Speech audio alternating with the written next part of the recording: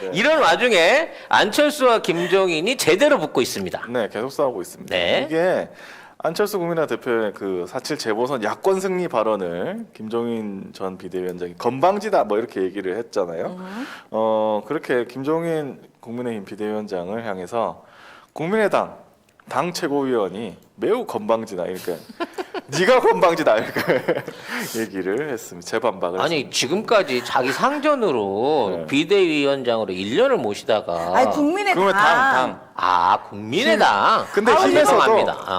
국민의 짐이 그런 줄 알았지. 근데 국민의힘에서도 그렇게 얘기를 했어요. 네, 자, 이거 많은 한번 의원들이. 들어보시죠. 네. 예. 안철수 건방지다 발언에 국민의당 김종인 오만불손 범죄자 구형모 국민의당 최고위원은 12일 최고위원회의에서 김종인이 김종인했다는 평가가 나오고 있다며 이분 좀 뭔가 아시는데 예, 인싸야.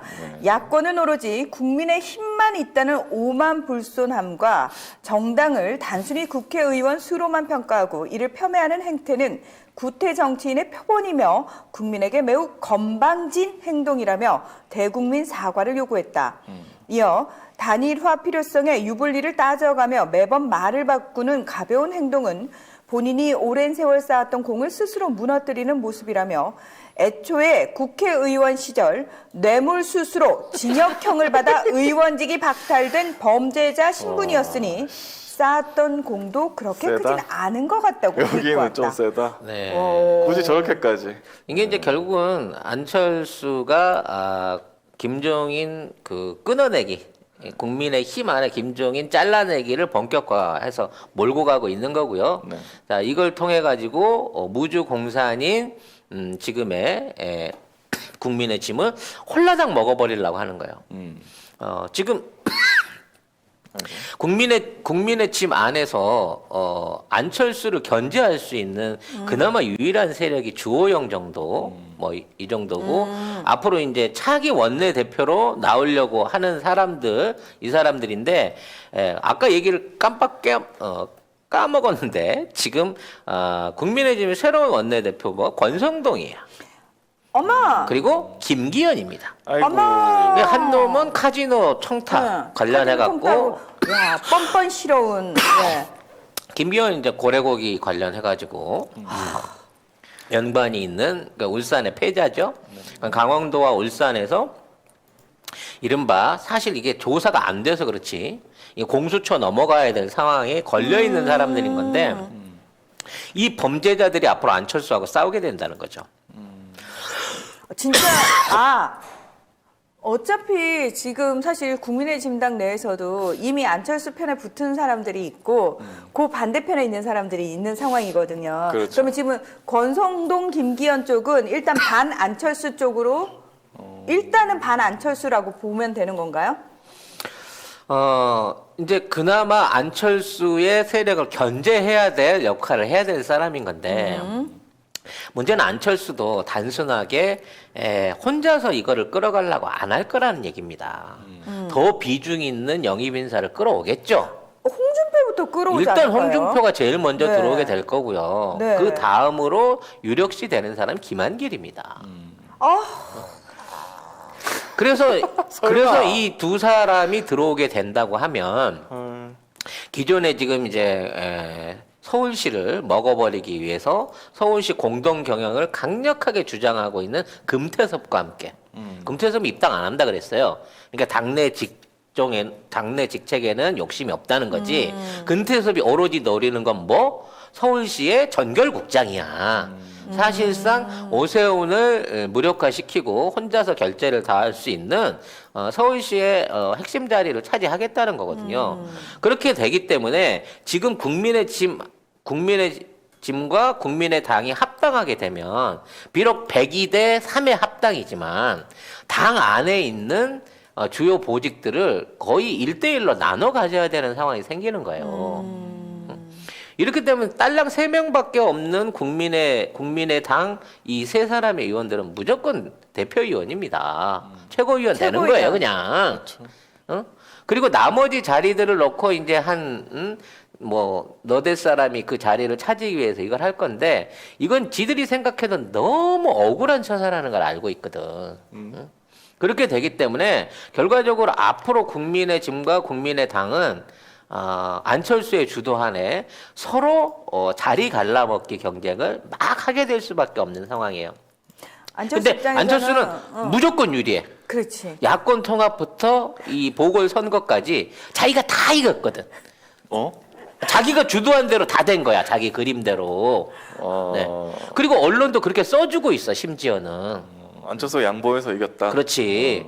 그러니까 우리가 봐서는 우리가 봐서는 이제 뭐 여러 가지 패배 원인을 사실 민주당 자책골로 많이 돌리기도 하지만 어찌됐거나 저쪽 편 입장에서는 국민의 짐이 한 게 없다라고 하는 안철수의 논리가 점점 더 먹혀 들어가는 상황이 되고 하면서 순식간에 거대 여당인 국민의 짐이 안철수 야당, 거가 야당. 거대 야당인 국민의 짐이 안철수 거가 되는 거예요. 이렇게 되기를 오히려 조장하고 있는 사람이 김종인인 겁니다. 왜? 그래야 신당을 창당할 수 그렇지. 있으니까. 안철수랑 같이 있으면 한 달 안에 모든 사람이 돌아버리거든요.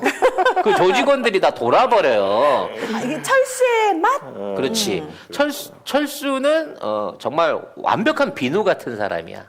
깨끗하게, 철저하게 분리를 해버리거든. 그러니까 그동안 안에 있었던 응집력이 분리가 되고 난 상태에서 김정희는 충성 맹세를 하는 사람들부터 하나하나씩 주수면 되는 거예요. 그렇죠. 그리고 어차피 안철수 입장에서는 절반을 털려 나간다고 하더라도 3석이던 국민의 당이 어쨌든 자기는 손해될 게 100석이던 없어. 거랑 먹었기 때문에 한 50석 정도 손해봐도 전혀 손해라는 장사라고 생각을 안 하거든. 예. 그렇기 때문에 우리는 지금 입장에서 안철수를 믿어야 한다는 겁니다. 안철수에게 힘을 실어줘야 한다는 겁니다, 여러분. 철수 오빠 화이팅! 우리가 그동안 안철수를 그렇게 밀어왔습니까? 결국 안철수가 해내지 않습니까? 그렇습니다. 우리도 못했던, 검찰도 못했고, 언론도 못했고, 국민의 힘으로도 못했던 국민의 짐의 분해를 안철수가 지금 하고 있는 겁니다. 야. 근데 오늘 뭐 하태경 의원 인터뷰 들어보니까 싫어하시던데? 안철수 대표가 지금 오는 것 자체가 지금 대통령 선거를 나가기 위한 거 아니냐? 그러면 하태경은 신당으로 가겠네. 그렇지. 그렇게 되는 거지. 지금 생각을 해봐. 국민의 짐에서 안철수 오기가 와서 기분 좋을 사람은 사실상 거의 없어, 거의. 그냥 지금까지 이 찬밥 신세였던 초선 의원들이나 특별한 연고 없던 과거 친이계하고 연줄이 있었던 몇몇 의원들을 빼고는 안철수는 방화범으로 하늘에서 떨어진 불사조란 말이야. 방화조란 말이야. 그런 입장에서 안철수가 설치는 꼴을 당하게 되면 김종인이 그리워져.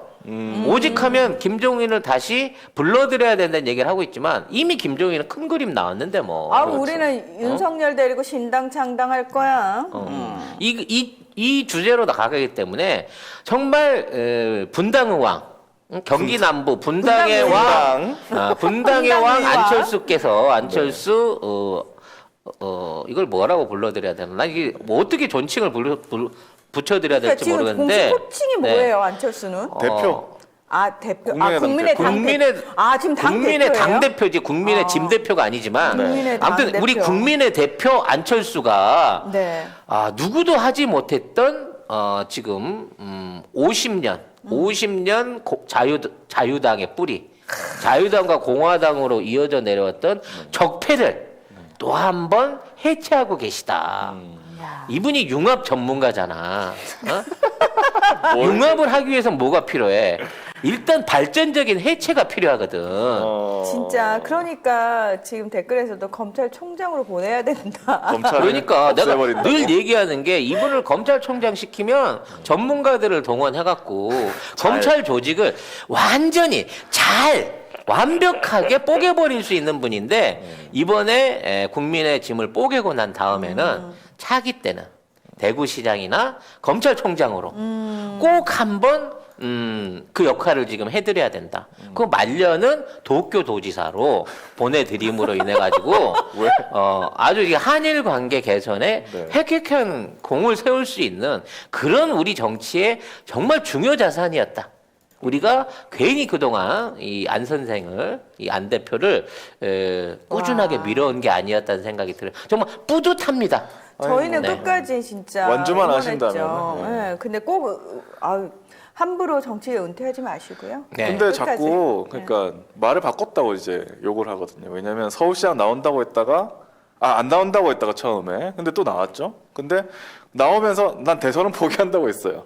근데 또 이제 대선 나오겠다는 식으로 얘기를 하고 있으니까 사실은 국민의힘에서도 안철수 대표를 받아들이기가 힘든 거죠. 왜냐하면 자기네들은 지금 다른 생각을 하고 있는데 다른 그 후보를 밀려고 하고 있는데 안철수 또 들어오면 아유 내가 그때 현격한 공을 세우지 않았느냐, 나는 약속을 지켰다. 그러면서 또 슬쩍 이제 내가 나가야 된다 이렇게 얘기하면 이제 완전히 어그러지는 거거든요. 그쪽 입장에서는. 안철수 씨가 또 의리가 있잖아. 그래서 과거에 그 같이 인연을 맺었던 사람들을 다 불러 모으고 있어요.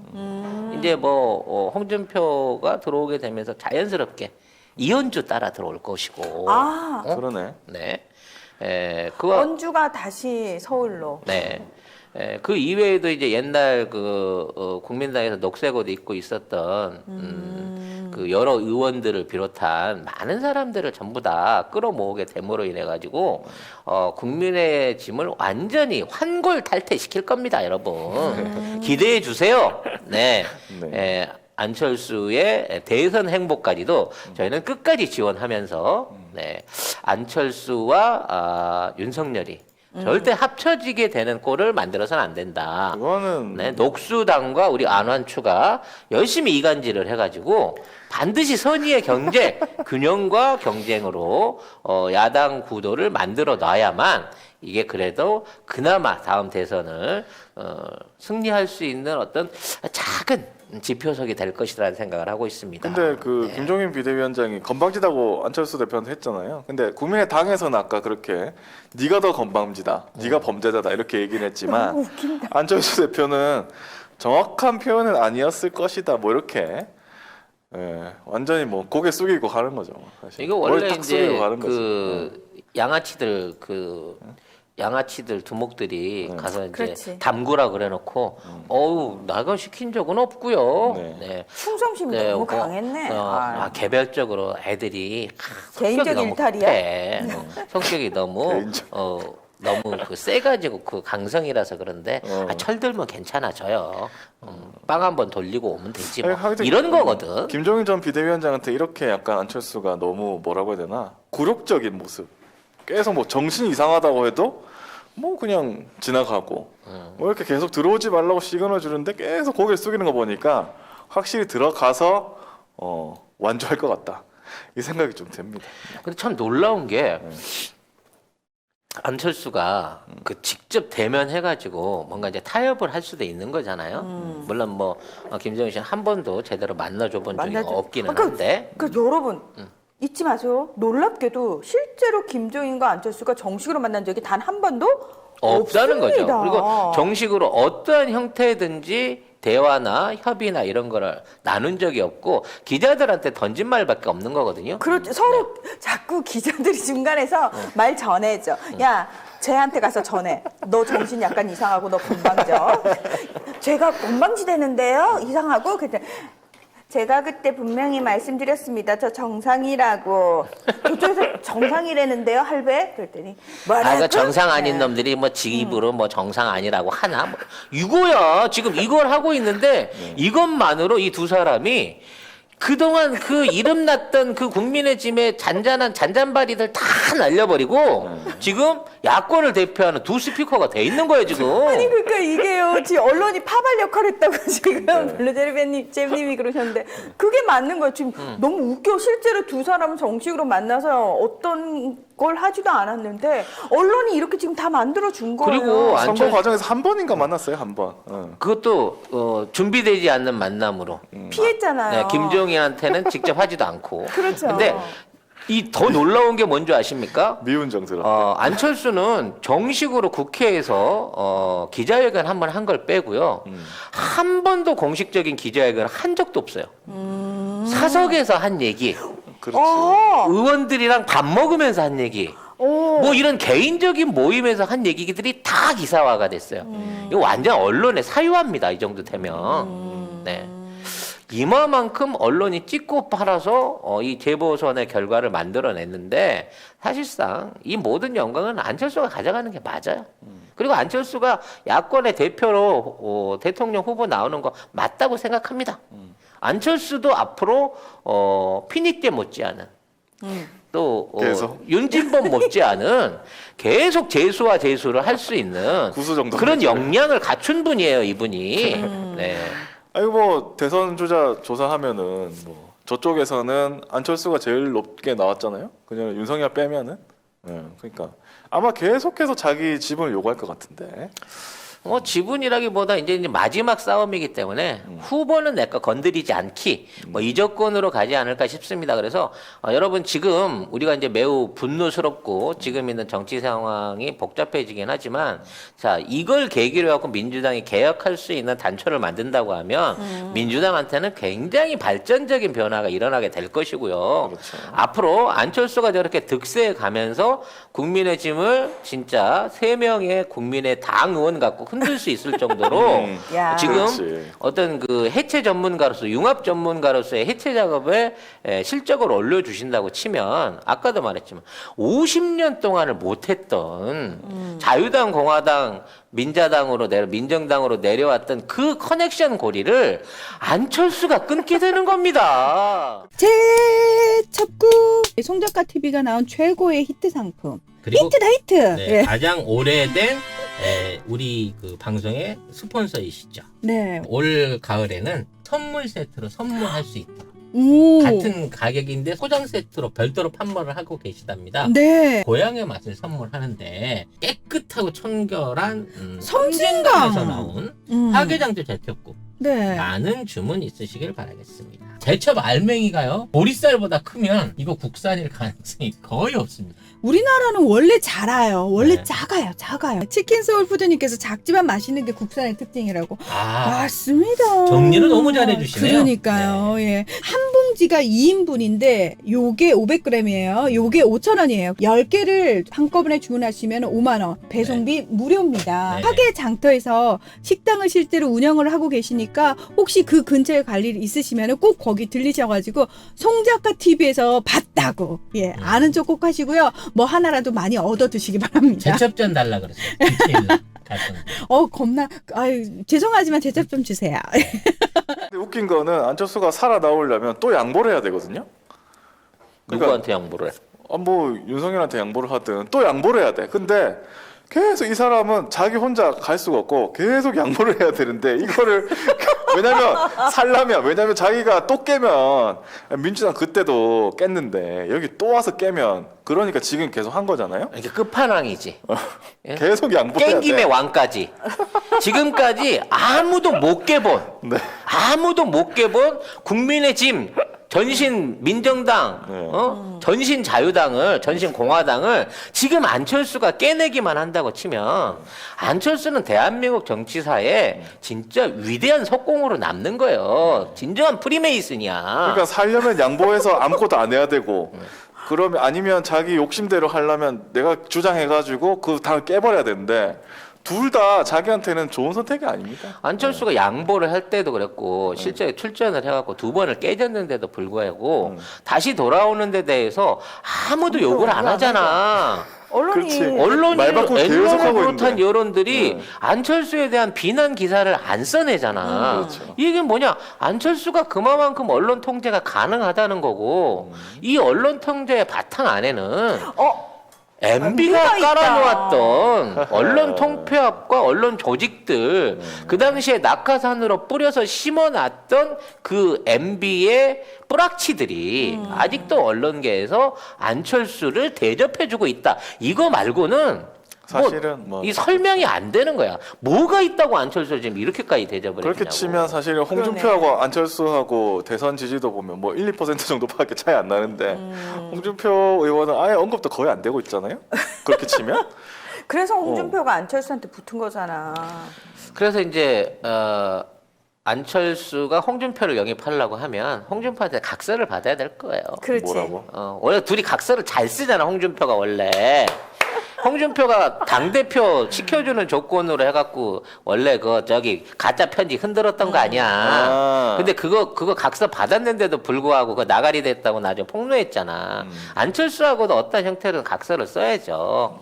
근데 이미 제가 봤을 때 물밑에서는 얘기들이 오고 간 상태인 것 같아요. 왜냐하면 그렇지 않고서야 홍준표의 따까린 배현진이 쌍심지를 켜고 나서가지고 김종인을 공격해 주진 않거든요. 내가 보기에 배현진은 일찌감치 차기 당 대변인 내지는 당내의 2인자 권력 안에 이미 흡수됐다.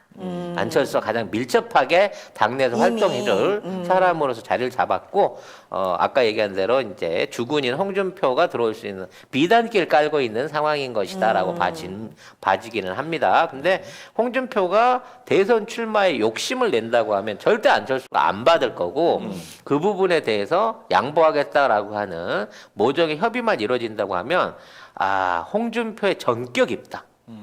그리고 전격 입당. 전격 입당. 홍준표가 입당해서 뭐 최고위원이나 당대표를 맞았을 때 이후에 홍준표의 이제 사심의 복수들. 응? 그동안 자기 그렇지, 괴롭혔던 못 들어오게 하고 그랬던 그 대구 맞아. 파들을 비롯한 수없이 많은 TK 파들에 대한 친박계에 대한 철저한 숙청 그리고 그네들을 또 주워가지고 또 다시 갈 수밖에 없는 데는 이제 김종인밖에 없다. 이제 니들이 그렇게 1년 동안 모시고 있어 비대위에만 앉혀놨던 김종인의 품이 그리워질 때가 됐다는 생각이 들고요. 이 그림이면 앞으로도 언론 기사는 안철수하고 김종인밖에 안 뜹니다. 그러네요. 헤드라인에. 그러네요.